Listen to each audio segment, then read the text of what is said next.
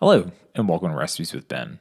In today's recipe, I'll be making pumpkin bread muffins using the pumpkin puree I made in a previous video. If you want to see how to make homemade pumpkin puree yourself from a whole pumpkin, I'll link that video down below in the description.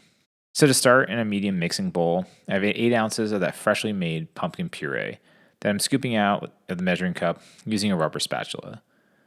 Next ingredient is to add 2 eggs, and I'll crack them one at a time on the table before adding them into the pumpkin puree.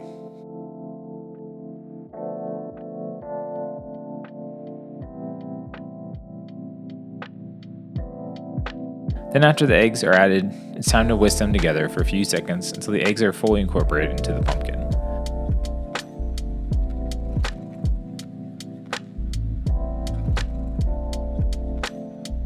To the egg pumpkin mixture, I'm adding 1/3 cup of oat milk, but if you're regular milk, feel free to use that instead in this recipe.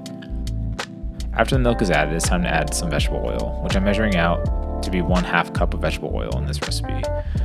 Then after all the oil and milk is added to the pumpkin, I'm going to whisk that again just until the oil and the milk has been mixed together and fully incorporated into that. And then the next step, we'll add in some sugar. So I'm using equal parts of white and light brown sugar for this recipe. So first I'll measure out 1/4 cup of white sugar and follow that up by 1/4 cup of light brown sugar.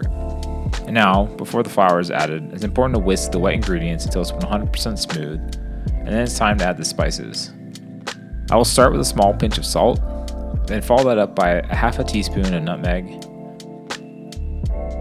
1/2 teaspoon of ginger, 1 full teaspoon of cinnamon, and 1/4 teaspoon of clove. Then for the rising agent for this recipe, I'm using 1 teaspoon of baking soda that I'm mixing into the flour that I'll add in this next step. Before adding the flour, I give the wet ingredients one more whisk to incorporate all the spices evenly. And then I'll add in the flour in portions and fold the flour until no more flour is visible, because you don't want to overmix this and make them dense. And I'll continue to add in the portions of the 250 grams of flour until all of it is fully added into the wet ingredients. Now for me, I found the best method for making muffins is using the silicone muffin tin and using a spoon to add the batter into each mold of in the tin. And after I add all the batter into the mold, I even it out by scooping some to make them even. And I gave it a couple taps to knock out any air bubbles that may have formed.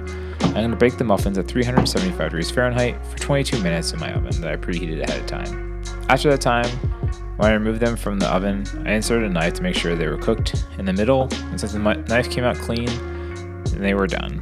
I let them cool for about 20 minutes before removing them from the mold, and then I let them cool completely before storing them in steel containers, such as a plastic bag or a Tupperware.